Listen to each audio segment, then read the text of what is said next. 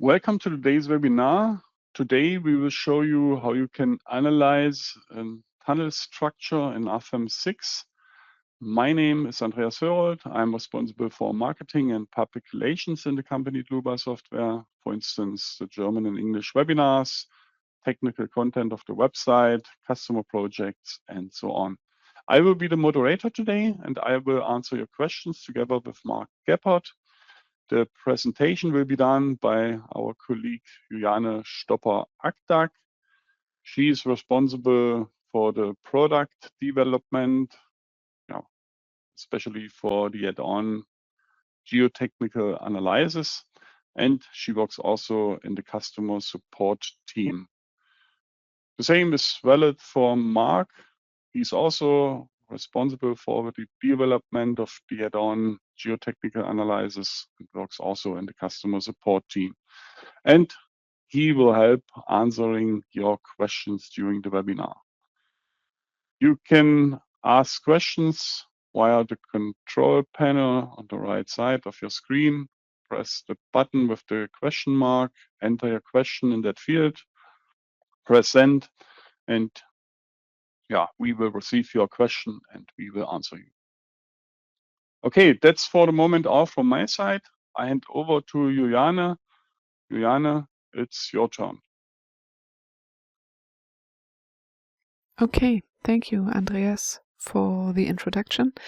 I will present this webinar to you, but before that I would also like to welcome you to our webinar today. Okay, then before we go to the program, I would like to have a look with you at the next slide to see the agenda for our webinar today. We will, in the first part, come to a short introduction to introduce this topic. In the second point, we will see, or we will model our first model. It will be a model in RFEM 6, which consists of members that are bedded on springs. In the point 3, we will have the tunnel lining in soil continuum. So we will use the add-on geotechnical analysis, and we will model with construction stages. We will define the construction stages, and we will analyze this model. We will check the results, speak about evaluation a bit, and also the documentation. After that, the main content is finished. We will just have a look at a last slide where I would like to give you or provide a short outlook on the features that will come next for add-on geotechnical analysis. Okay, then we will go to the next slide and start with the introduction. Here we have a first slide about types of tunnel defined by construction method. This slide just shall bring us into this topic. So we have the first method that is introduced here is the cut and cover construction. So there will be an excavation in the field, and the tunnel structure will be installed there, and then it will be closed afterwards. This method is of course typical for shallow locations in urban locations, and it is used for metro systems that lie in shallow depths. The next point are the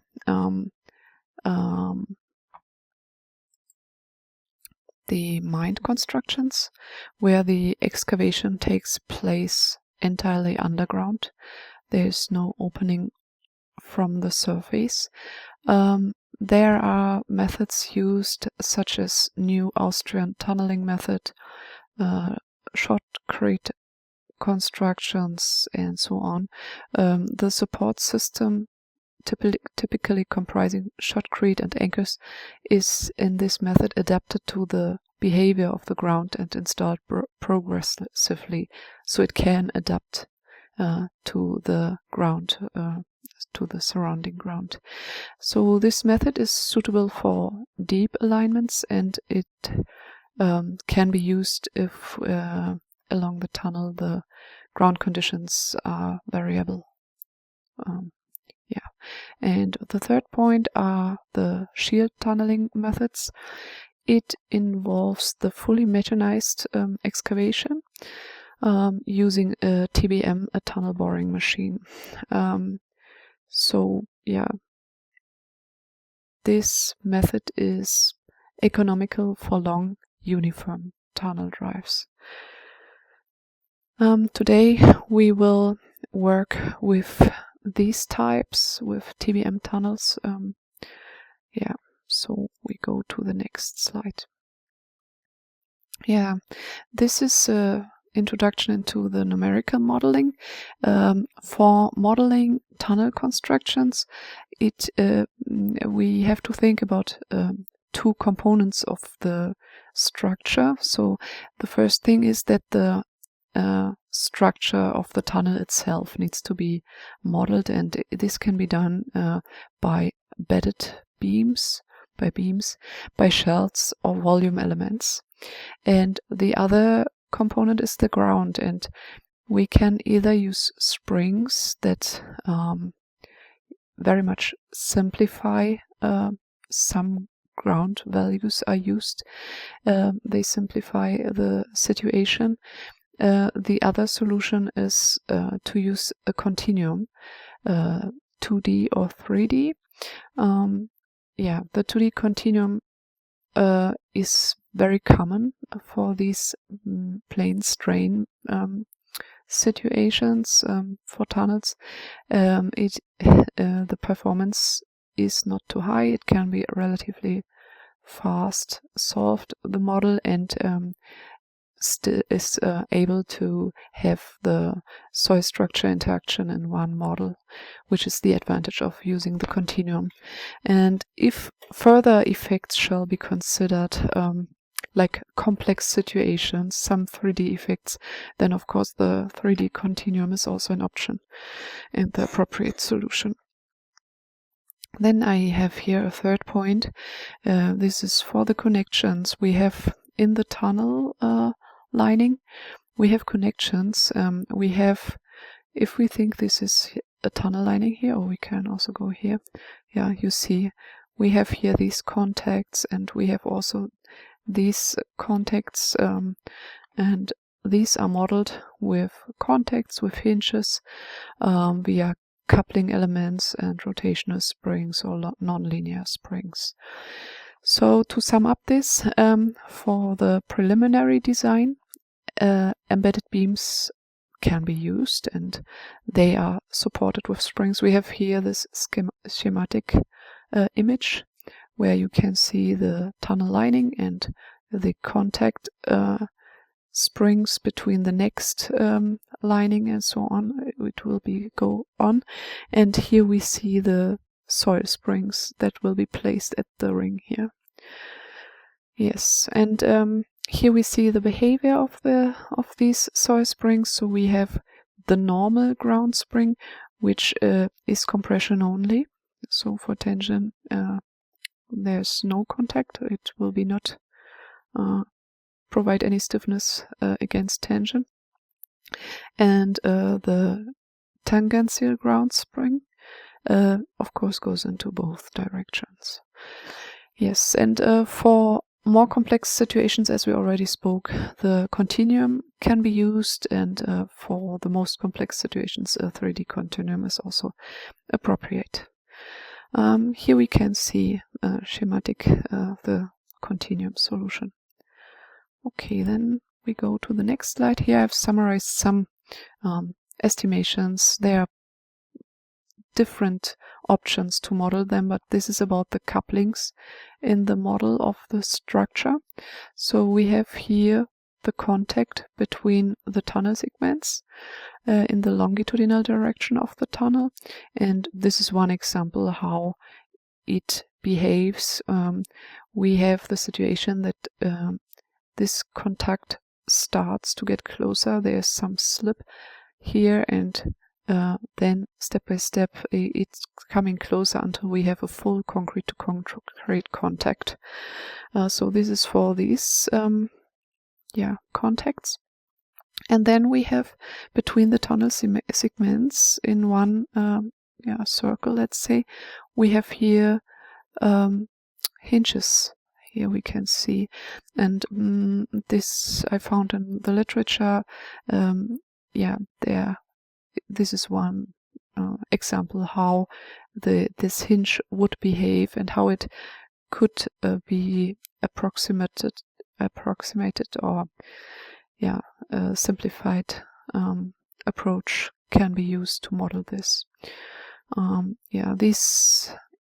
These examples are from the recommendations for the design, manufacture and installation of segmental rings from the DAUB. Okay, so we have these complex couplings, contacts and joints. Then that's it. This is what I wanted to present in the introduction. Then we can go to the model. I will open RFEM 5, and here we go. We have here our program, and I will start a new file. We will get into the base data and give our model a name.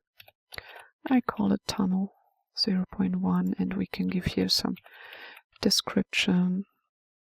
Okay, webinar 2026, and we can here switch off the solids as we don't need them in this first model. And we have here our add-ons.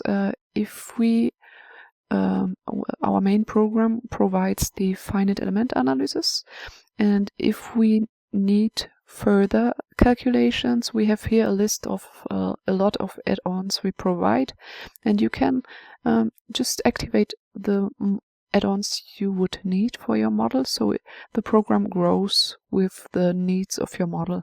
But in this very first model, I just want to switch on the concrete design, and then the input, the calculations, and also the results that are needed for the concrete design will be integrated into the program. I don't need them here, and if we have a design add-on active, we also have to decide or to give the information to the program according to which standard the design shall be done. So we keep the default setting, and I just want to switch off here the representatives as I don't need them for the tunnel.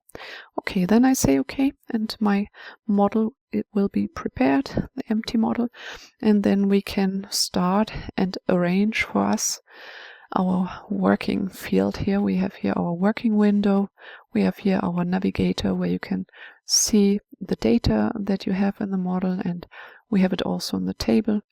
But let's start.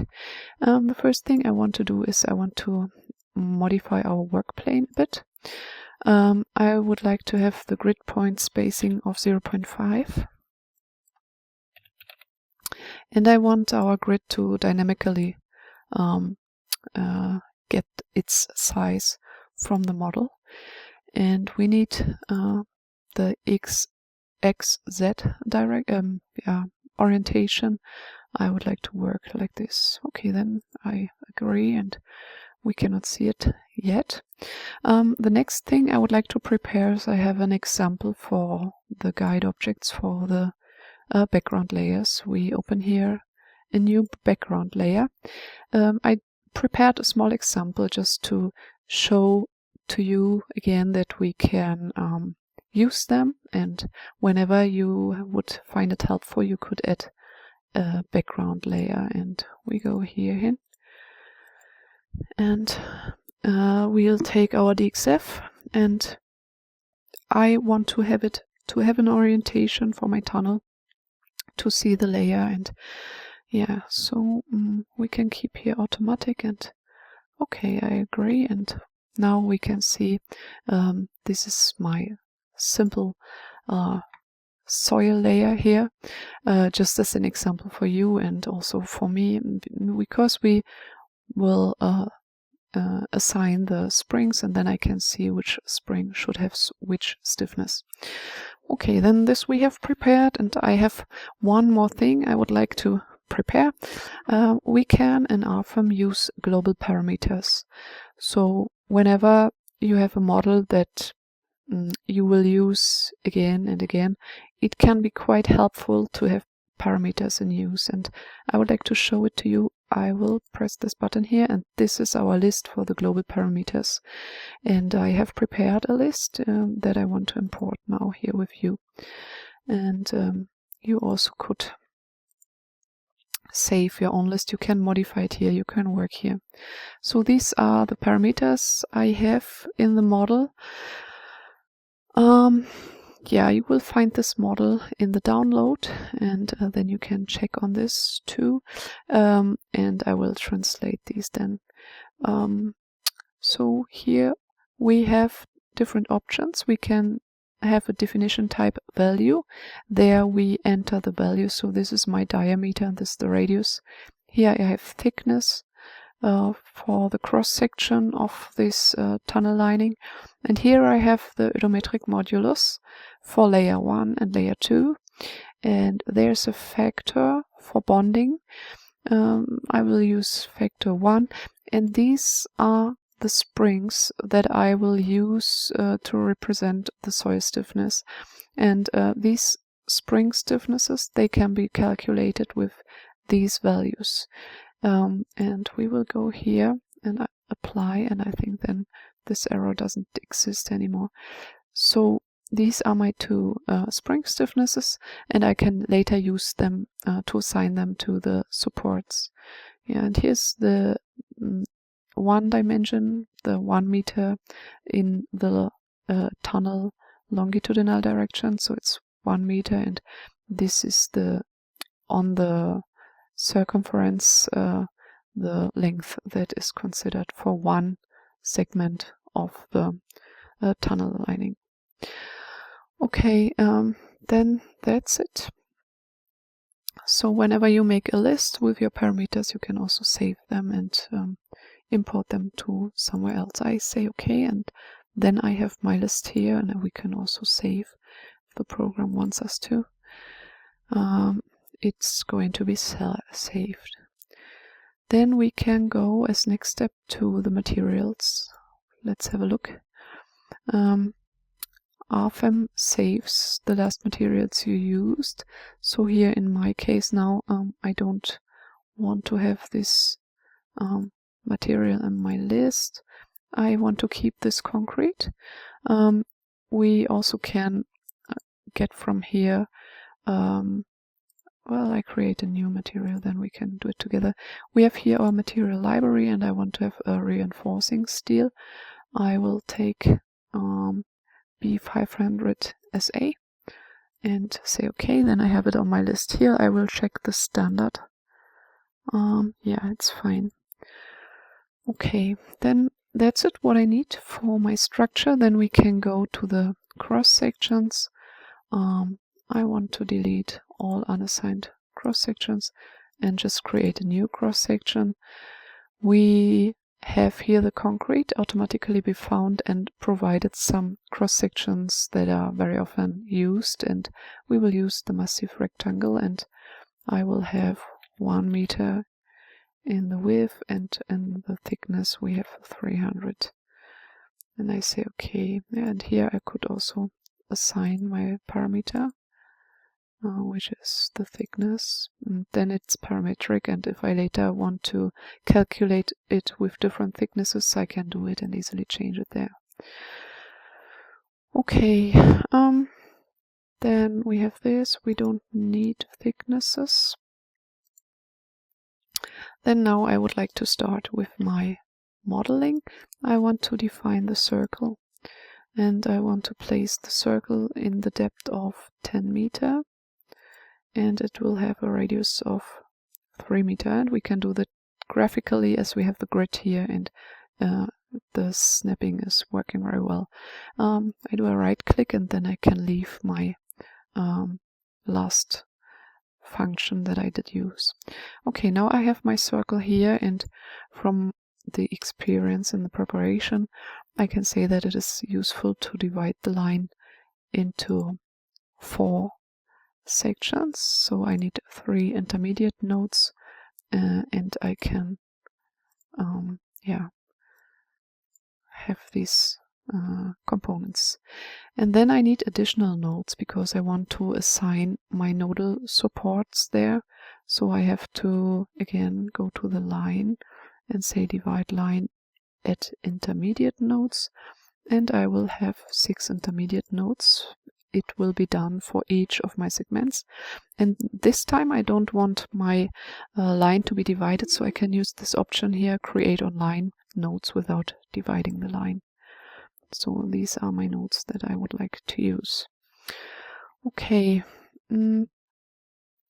I need also one help node, let's say, it's one additional node that I could use, and I also would need one that I will move into the -y direction by 1 meter. This is now here. Okay, so I have my geometry prepared. We can assign to this line, we can select it and go on the line edit, and here we can say along this line a member shall be placed, and design properties, yeah, I can have them, and we can have a look at the cross section. Here we can see that our defined cross section is assigned, and as the material is concrete, automatically the reinforcement and all the design settings here in a default state are defined.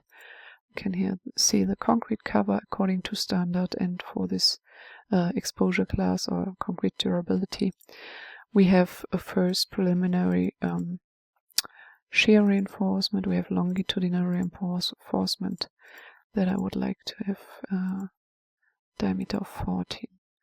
Okay, I say okay, and then I have my member here. What I need and can check right now is that they have the same orientation. We will check this. We can switch on here the local member axis, and we see that these have the Z direction showing to the outside and these here to the inside. So for this part of the lining, I would like to switch the switch the orientation so that it fits together. This we can do here in this case for the cross section. We see here now we have in this direction Z, in this direction Y, and if we rotate 180 degrees we will have the Z upwards, and it should be switched. Okay, this is fine for me. I will save, and then we can proceed with the geometry. Next step is that we assign our types for nodes, and here the nodal supports. We also can delete the not assigned nodal supports. We will have a special nodal support here now. Yes, here for this case we need the option specific direction. This helps us, or this allows us to have a radially oriented support.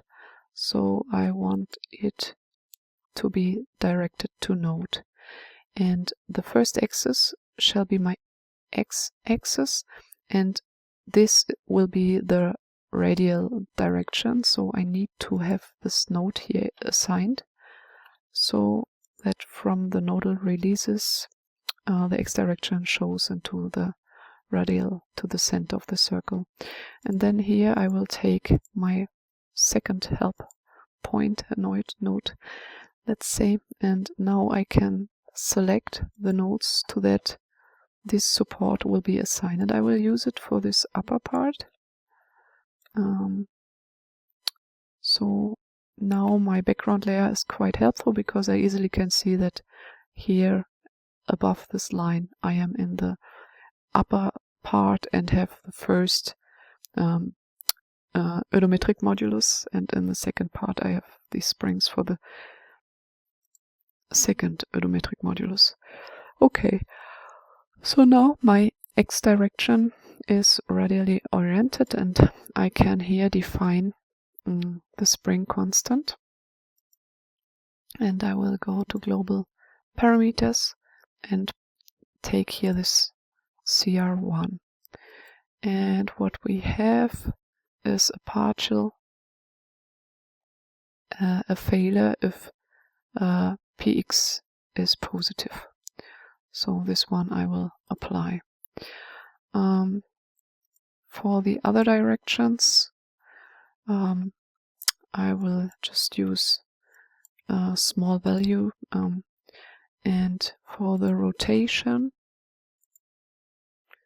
we don't have any constraint against the rotation here for the soil. So I will agree this, and then I have my supports here. I can see them, and for me they are a little bit too big, so I reduce the display option here. Okay, and I want to also not see the reinforcement. We can see here now our tunnel lining. This is 1 meter and we have the reinforcement already placed, but I can switch it off for now. We don't need to see it. We can come to this later. Then I need to define my next nodal supports for the second soil layer. I will create a copy here, and what I need to change only is the global parameter. I can now use for the second one, and I will assign it to the nodes that are in this zone. Okay, so I do agree, and I also have here now my nodal supports. Okay, then that's it for now. We can now have a look at the layers. Not at the layers, at the loads. So we go here to loads, and in this model for now I only have the self-weight. I will create a new load case, which is a permanent imposed load case, and it's the earth pressure load. Okay, I will say okay, and then it is in the list, and we can have a look at this too here. I will also do the design, a first design with you for these combinations, and yeah, these are now the load combinations that are created, and we can have here the first ordered theory, and we could also change it here in the combination wizard. Then it is generated like this. Okay. Good.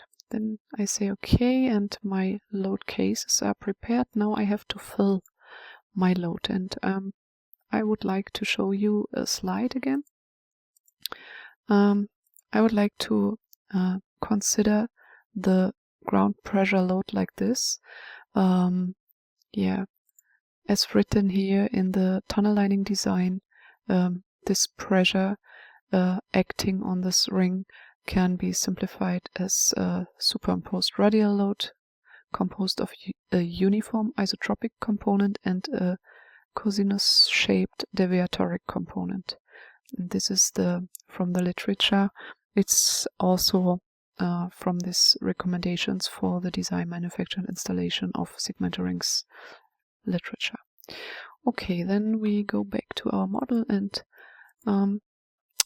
for this I have prepared in an Excel file the transformation of this cosinus-shaped load into a polygon, and now I can assign the polygon load here. So here are the load cases that were prepared in the model, and I have to fill the load.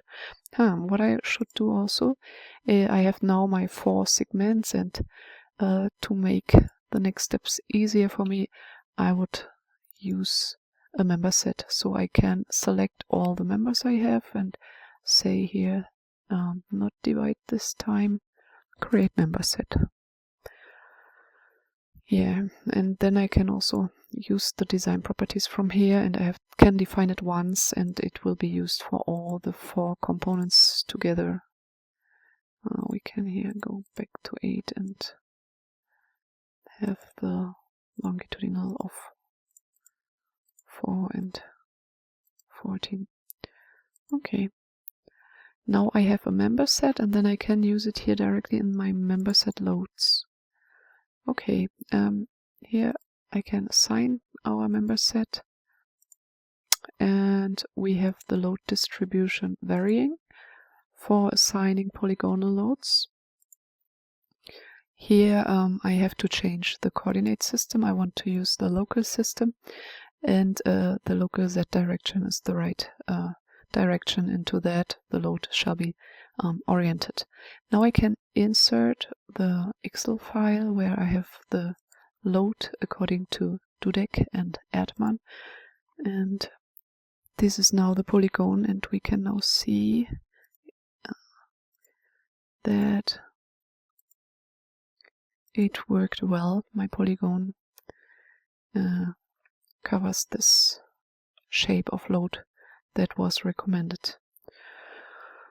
Okay, then now I have one ring prepared. What I can do now is I can copy this, and I also can switch off here the local access system. I don't want to show it.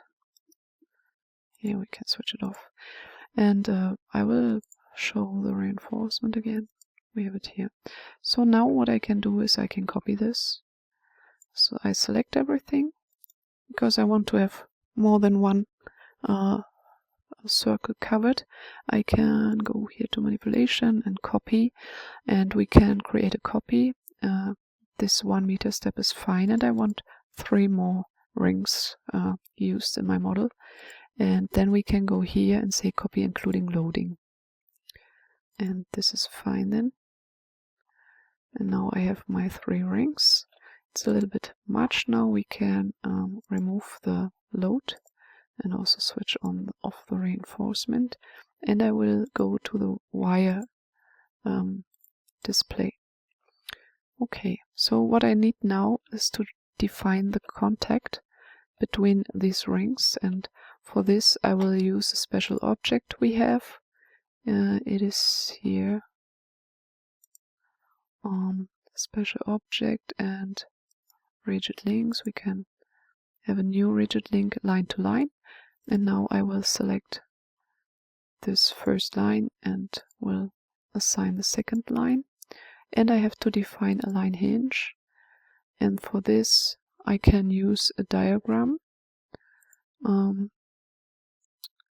Now I have my line in Y direction, so I should use here a diagram. We see here the option then to define the diagram, and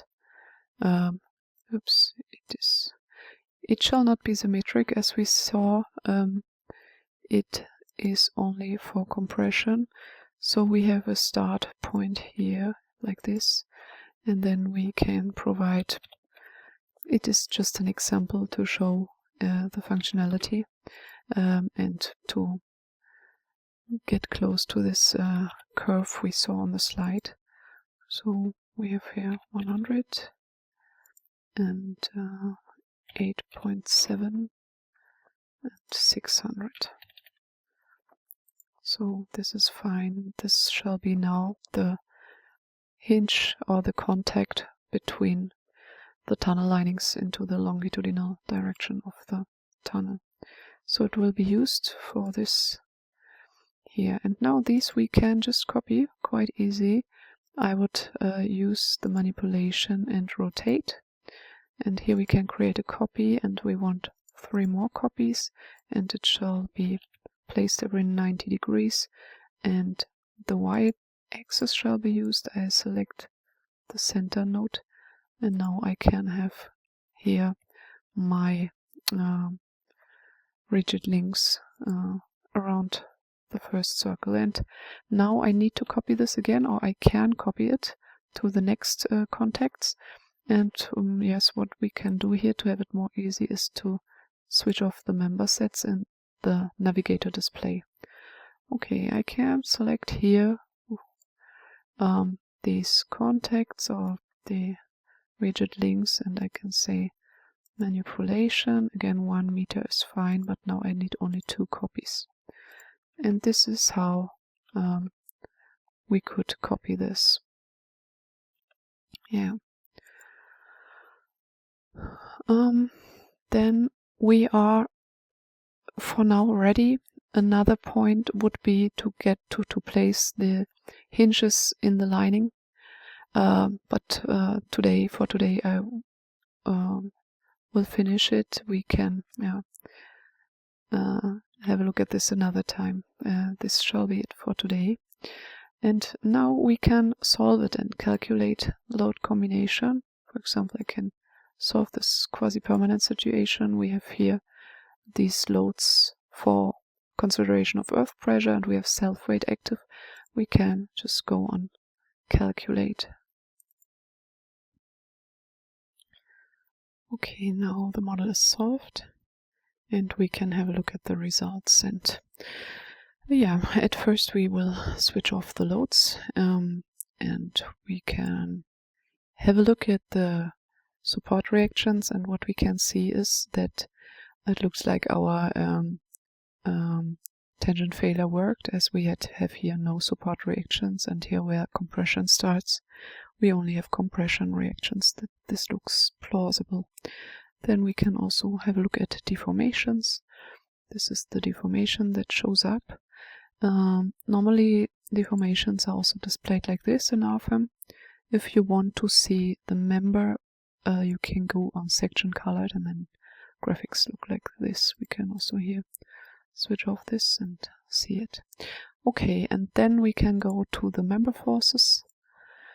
And here, if we go in this view, we can see, can start with the normal force. We have the normal force, we have the shear force, and then we have the moment.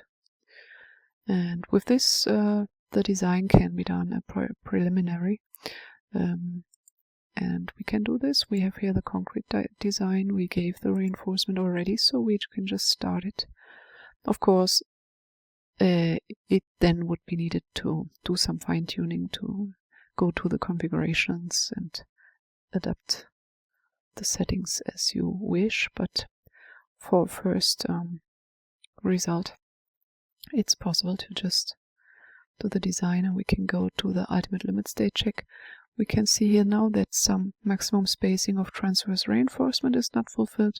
This should be looked at, but we can go on to the design ratios, and there we see that our ultimate limit state design checks, if we switch off this, are fulfilled. And we can also go here and see, if we switch off the envelope, we can see that ultimate limit state design checks are fulfilled, and you could also check the required reinforcement for these loads.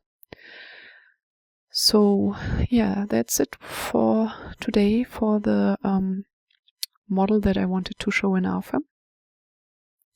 As we already spoke about with the PowerPoint, we can say that it is a simplified approach. The soil is considered only as a spring with the stiffness calculated from the oedometric modulus, so it considers somehow some part of the soil, but it is fine for getting an impression of the inner forces in the first phase, and also to have a preliminary design and check on the reinforcement.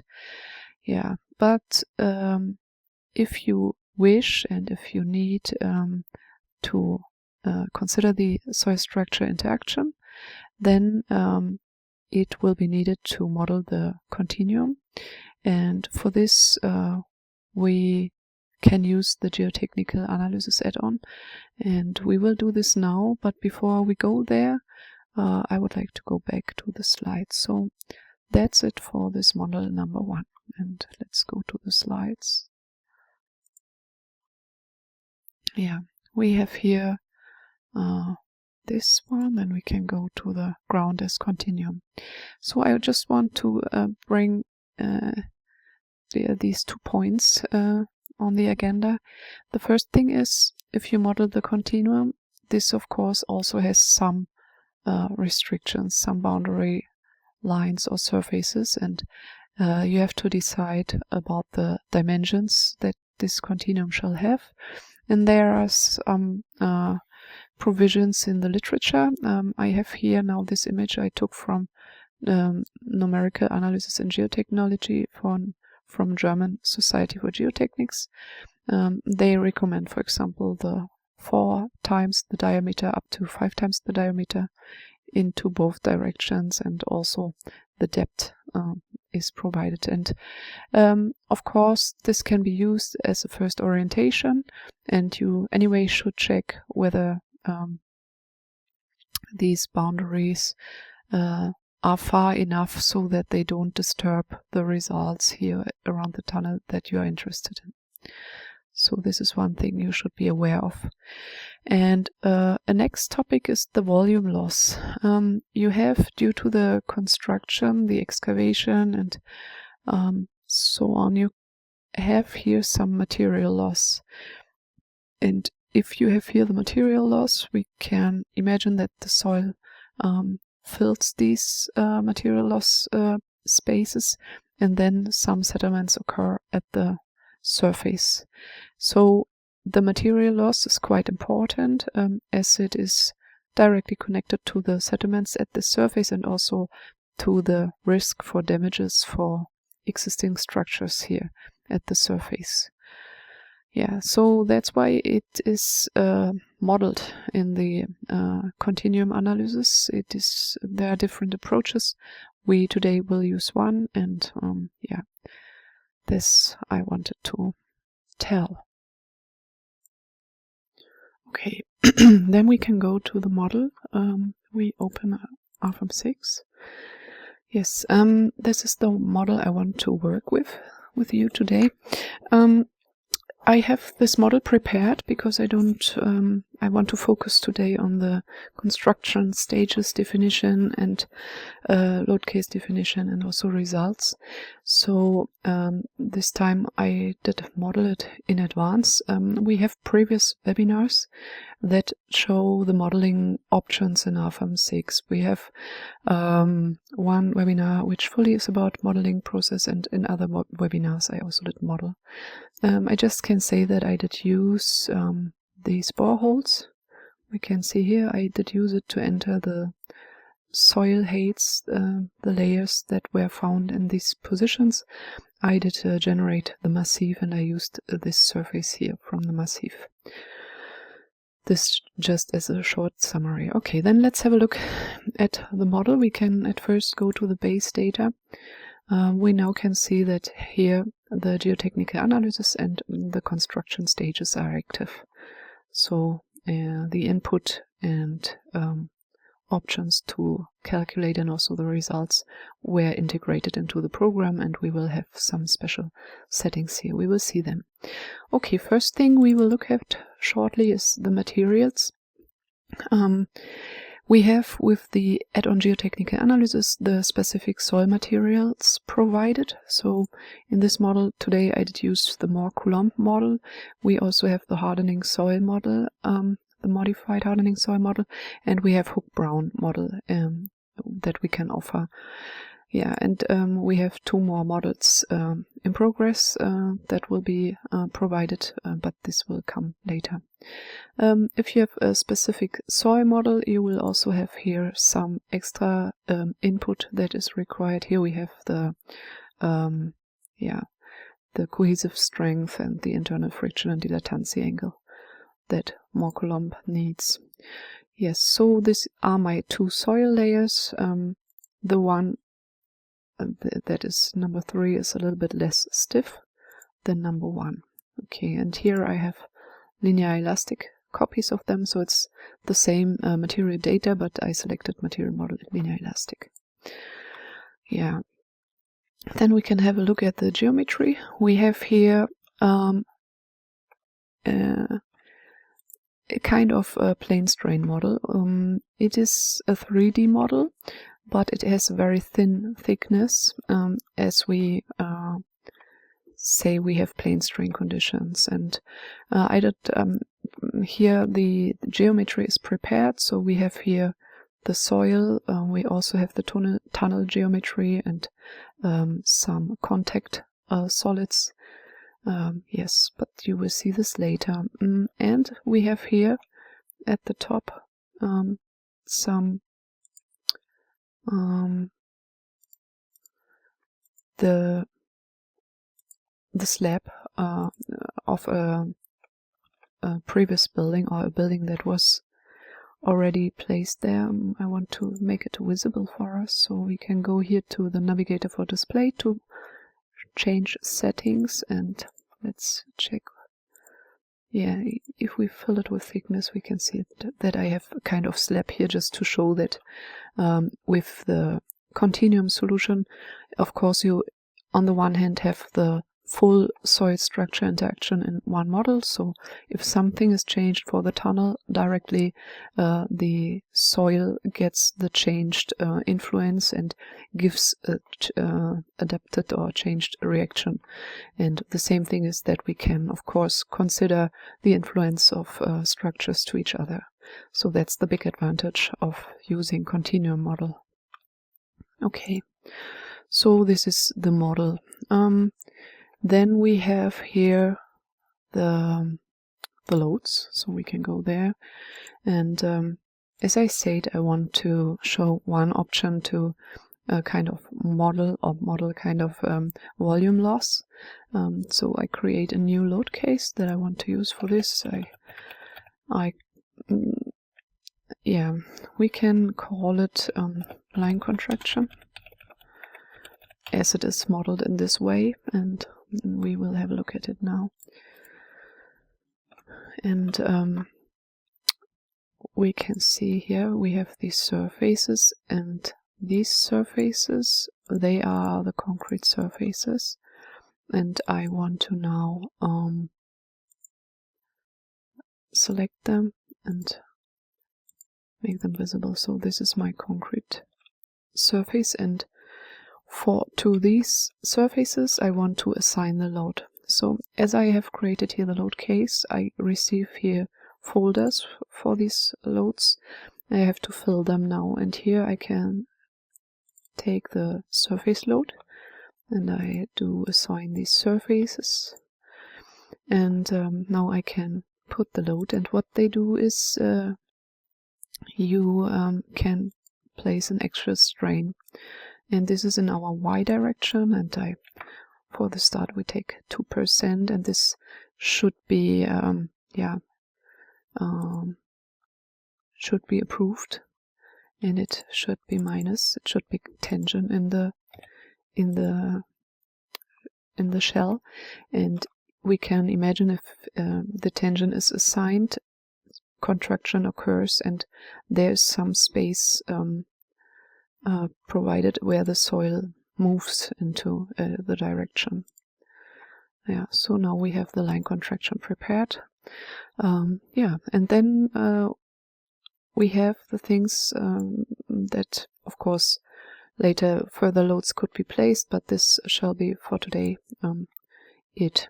So we now will work with the construction stages, and we have, for construction stages, we have to define always the objects, and this is the place here where you can do it.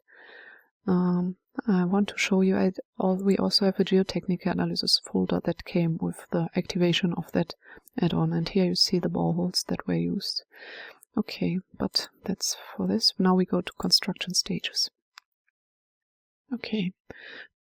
We see here our first construction stage, and we can here edit which objects we will have in the first stage. So the first thing is I want to add all solids, and then I will remove the ones I don't need. I don't need for now the contact solids that I have here and here. Then my solids are defined. I can now modify the surfaces. In the first step I assign all surfaces, and now I remove the ones that I don't need. What I don't need is the surfaces of the contact solids, and we remove them.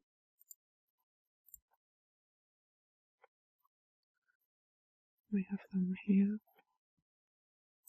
And I will also remove these small surfaces.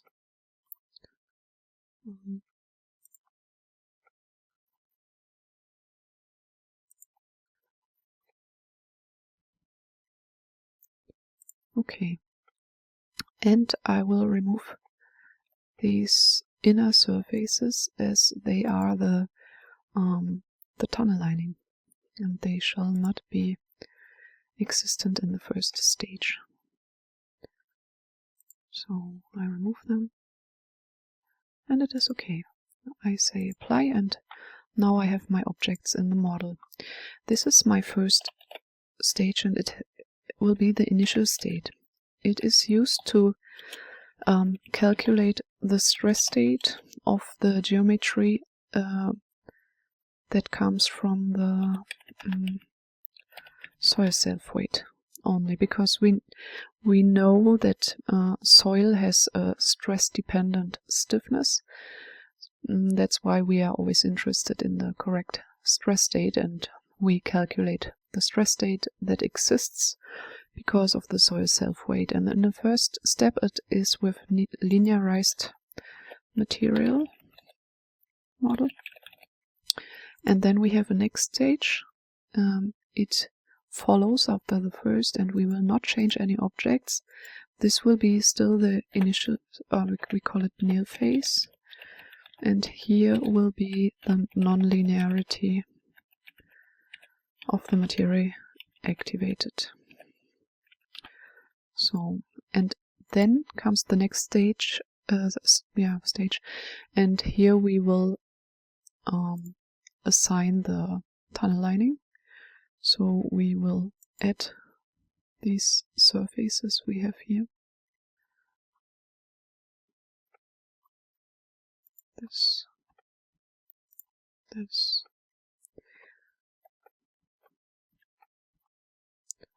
We will control it afterwards. I can show you.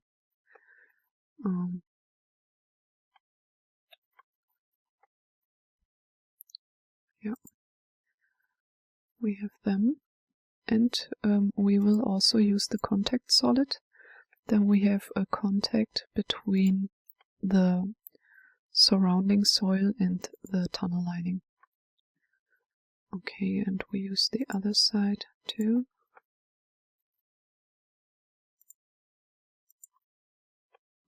Yeah, now we are fine, I think, and we will deactivate these surfaces that are from the soil that is until now placed in the position that will be excavated, let's say. So what will happen here is excavation and tunnel lining. And we will also modify the solids. We will add these contact solids.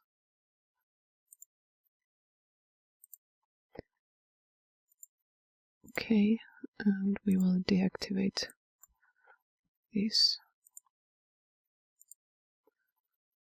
Okay. And then a next stage can follow. There we will not change the geometry. Here we will activate the load, the line contraction.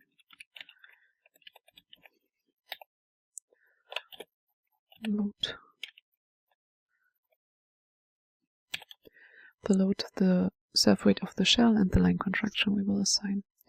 Okay, then we have finished our construction stages definition regarding the objects, and we can now go to the stages and create here the full model. And we can see now in the first stage we don't see any structure part here, and this is also valid for the second stage. And in the third stage, this is what we need to control now. The solid is removed. We have here the contact solids in use, and we have the shell of the lining in use. And for the contact solid, I need linear elastic material. That's why I did copy the surrounding soil material and used linear elastic model, as I said at the beginning here. Okay, then that's it. I before didn't show you the supports. We have here the geometry. We had a look at the mesh, and we spoke about loads, but we didn't speak about the supports. I have them. You can, here in this navigator for display, activate the types for surfaces, and there you can find the supports. So it's sliding here. Yeah, but I don't want to see it all the time, so I switch it off.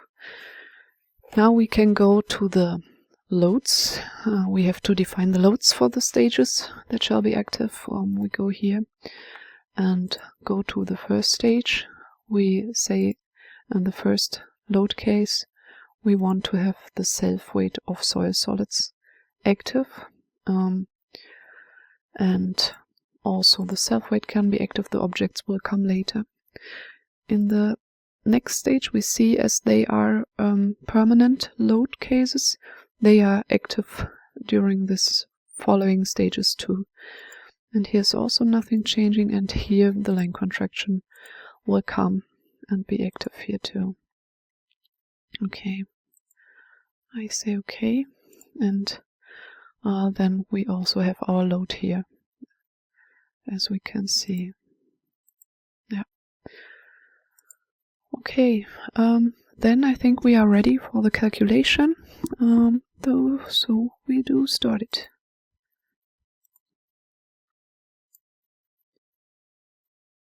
What we have to do too is we have to go to the analysis settings. This I wanted to do with you. We will have a look at this for the first stage. In this stage we have the soil self-weight active to get the stress state. What we don't want to have is the deformations, and this is why we have this option here active. This equilibrium for undeformed structure makes that the load case is solved, or the stage is solved, and the deformation will be reset to 0. Because we are not interested in a kind of previous deformation that happened before our construction starts. So we are interested in the stress state, but we are not interested in the previous deformations. That's why we activate this setting. Okay, and we have the same here. And in the third stage we want other static analysis settings, so I create a copy of the first one and I deactivate the equilibrium for undeformed structure. Now I want to see, as usual, the deformations, and as we have the nonlinear material models active, I will also assign load increments. I will start with 4, and this is something that can be adapted later, and I will use this new static analysis type for these. Okay, then we can start it.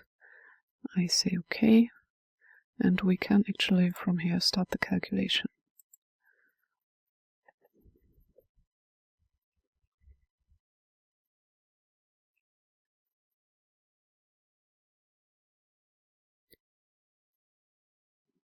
So we saw now that the initial state is calculated and some deformations, they are reset, and now the structure is applied and loaded in 4 steps.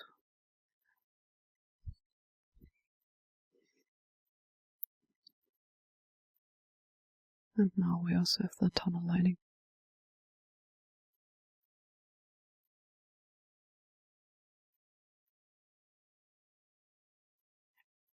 And we are nearly ready.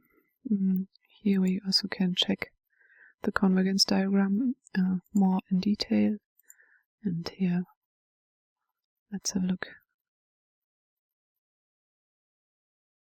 Yeah, here we can also follow the results during the analysis.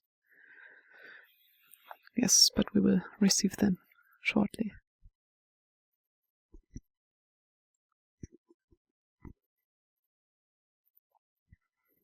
Okay, So this is our deformation in the fourth construction stage after application of the line contraction.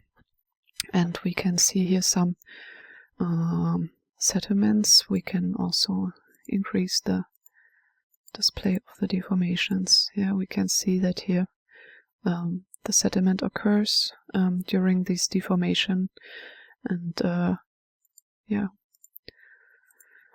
this can be seen here. And we can also have a look at plastic zones. Here we have criteria and we have plastic deformations, strains, and we can see some plastic strains here at the sides of the tunnel in this stage. What we can check too is the stresses.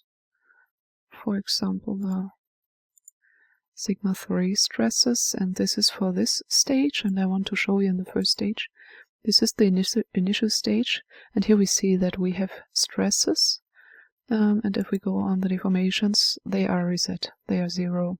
So this helps us that we can, in this stage, and also in the first one where only the structure is assigned, we can see the deformation that happens after the initial state. So we can see the stresses, we can check the invariants where you can see it, how the flow of the stresses is working in the model, and we can of course check our tunnel lining.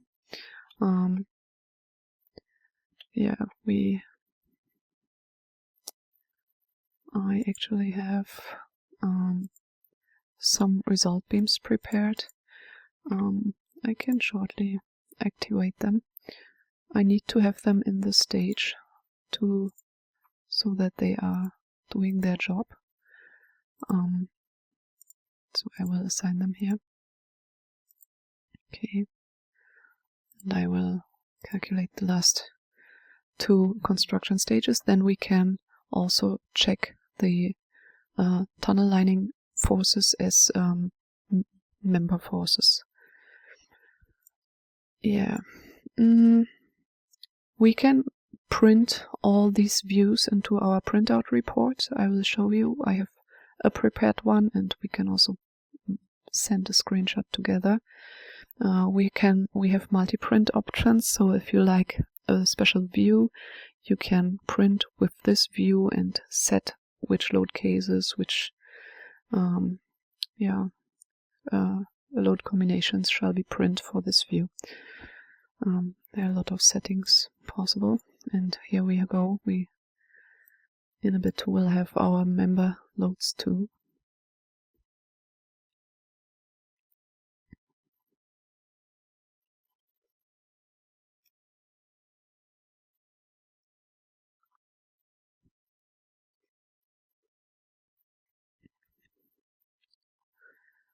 Okay, then we can check it. Yeah, now we have member. So we have these result beams. They integrate the stresses of objects that you did assign, and I have here my tunnel lining, which was a surface, and then I let the beam integrate this surface's stresses. You can here say which object, and I said surface number 25 shall be integrated with this member, and then I can look at the inner forces as member results. And let's check, what do we see here? It's the moment. We can also see the normal force and the shear force and the moment. Yes, and we can also create result sections. I can create a new one. I don't want the solid to be considered in this result section. I want to take this surface here, which is actually kind of simplified building, let's say, and I want to have a cut from here to here, and then we can set it active. It's now this section, and why don't I see it?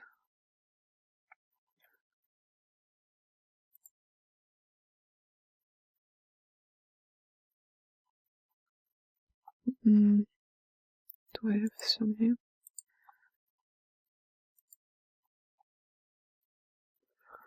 Okay, then you will have the option to download this model, and there the result sections will be, and you can work with them. Oh yeah, I had the wrong result. Yes, I had the solid result active, so that's why it was not working. So this is I will switch off the member results. This is the results section I did. I can activate also the description for it so that we know what we see here. Where's my setting? Result object.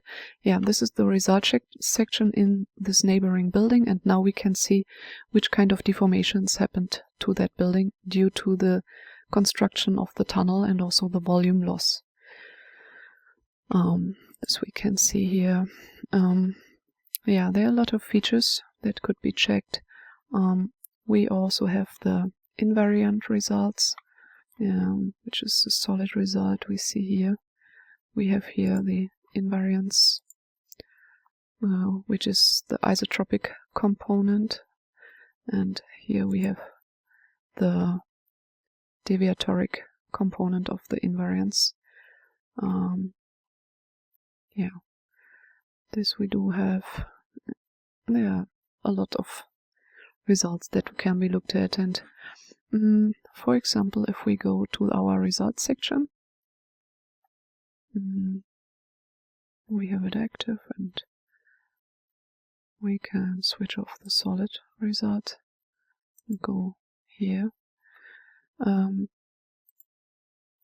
example, if there's a view I like, I will switch off this section description. If I like this view, I can easily go here on File, Print Graphics to Printout Report, and then you can see a preview and also modify it, improve it if you don't like something. For example, I don't need this panel here, and I want this panel at the outside of the graphic. We get a preview, and also I don't want to have the full height. For me, I think the height of 30% should be fine. And this is how I would like to print it.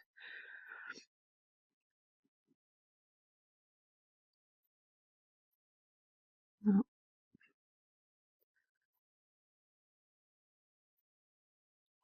Yes, in this way I would like to print it, and I can save and show, and then my printout report is presented. We also have a specific webinar about printout report. There you can find further information. This is the report I had prepared. We have different views here. And what did I print recently is this image. Yeah.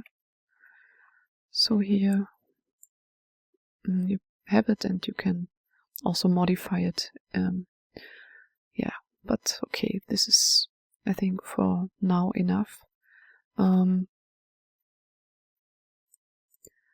We can have a look at the images I did prepare for the results. I put images here that we also had a look at.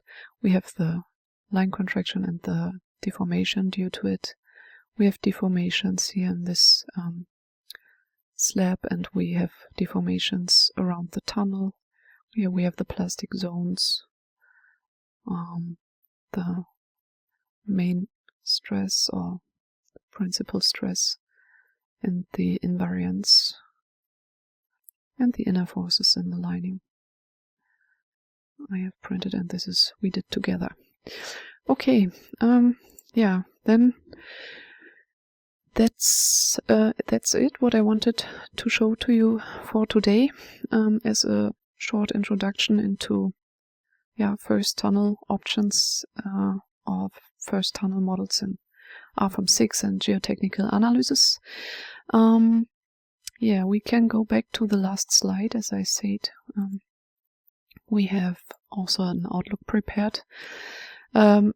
So to sum up, we today saw two options. We can work in the main program and consider the soil just with a kind of stiffness that shall represent the soil, and have spring supports for the tunnel lining.